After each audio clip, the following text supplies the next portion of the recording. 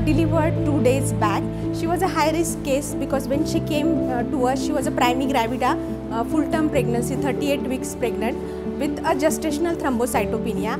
In a medical language, we called it as because she came with a platelet, very low platelet, 67,000 platelet.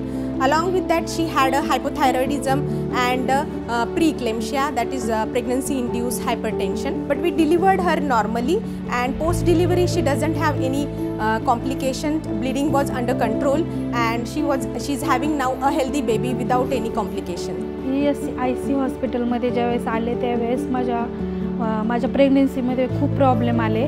त्याच्यामध्ये मला thyroid, परत बीपीचा त्रास आणि माझे platelets पण खूप कमी झालेले.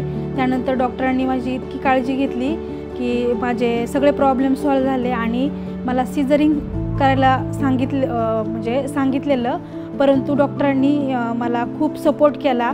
इथल्या सर्व डॉक्टरांनी माझी खूप काळजी घेतली.